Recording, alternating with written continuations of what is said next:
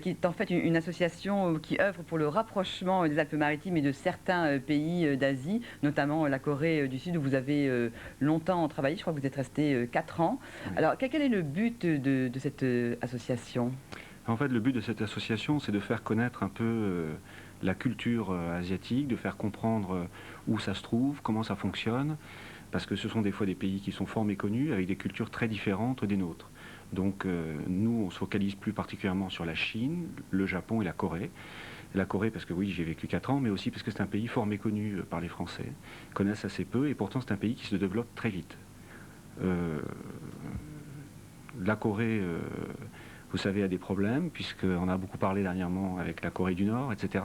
Mais c'est pas seulement ça, c'est aussi un pays qui se développe très vite économiquement. C'est aussi des grandes entreprises comme Samsung, comme Hyundai. Ce sont des grandes entreprises, mais c'est aussi une nouvelle culture. Et en fait, on s'intéresse beaucoup à ces 3 pays-là, puisqu'en fait, ils ont une culture qui est quand même assez similaire.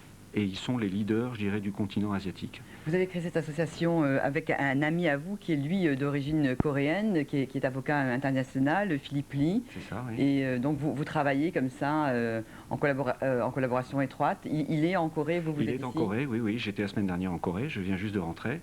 On a fait un peu le point sur nos actions, ce qu'on doit faire, etc. Ce qui a été fait sur l'année 2005 et 2006 et ce qu'on prévoit de faire en 2007. Alors vous êtes très proche effectivement des institutions politiques au sens général du terme. Oui. Hein. Vous avez travaillé aussi bien avec le Conseil général qu'avec les mairies de Nice, d'Antibes, quand justement elles souhaitent développer eh bien, un partenariat avec ces différents pays. Vous avez véritablement un rôle d'interface et cette interface est véritablement nécessaire justement avec ces gens venus d'Asie.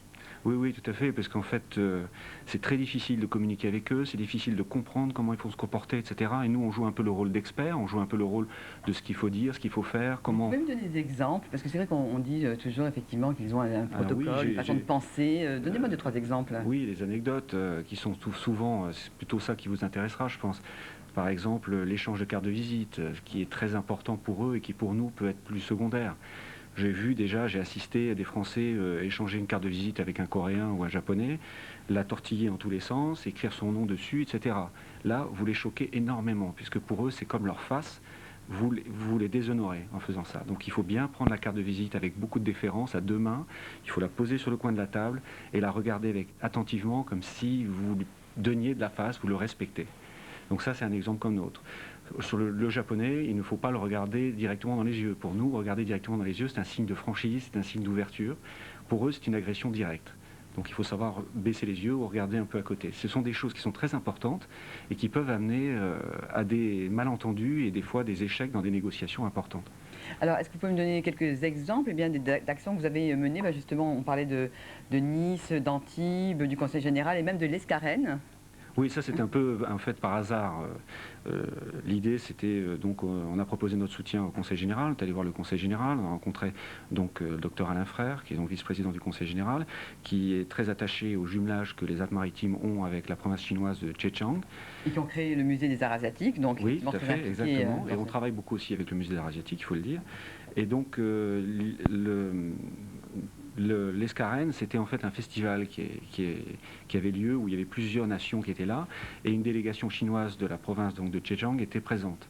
Donc c'est un peu notre baptême du feu, c'était notre première action, nous étions là, nous participions pour rencontrer la délégation et créer un peu une relation entre le Conseil général, améliorer les communications s'il y avait lieu de l'améliorer, parce qu'en fait c'était vraiment un début, quoi. Donc échanges culturels, économiques, commerciaux. Oui, en fait notre association tourne autour de 3 volets principaux. Le premier, bon, c'est un peu les prestations qu'on peut apporter nous à nos membres, hein. Nous sommes à peu près actuellement une trentaine, ce qui est pas mal pour une association qui a 1 an. Nous avons des membres qui sont un peu partout, hein, c'est pas obligatoirement ici, on en a aussi en Chine, au Japon. Et donc cette association apporte des informations, met en relation les membres entre eux, apporte des chroniques culturelles, économiques, etc., organise des événements, ça c'est un peu le deuxième volet, on organise des événements où on participe à l'organisation d'événements culturels et économiques. Et puis enfin, le 3e volet, c'est la formation. C'est apprendre aux entreprises, apprendre aux collectivités, à toutes les personnes qui sont en contact avec les Asiatiques, comment se comporter, comme je vous l'ai dit précédemment, et comment éviter des gaffes qui peuvent être difficiles ou qui peuvent amener des problèmes par la suite, quoi. Laurent Lazare, je vous remercie. Peut-être un lieu où vous contactez, un site internet, une Oui, tout à adresse fait. Alors, pour les... notre site internet, c'est www.eurasianlinks.com, donc EURASIANLINKS.com. Sinon, sur mon portable, on peut m'appeler au 06 20 54 23 12.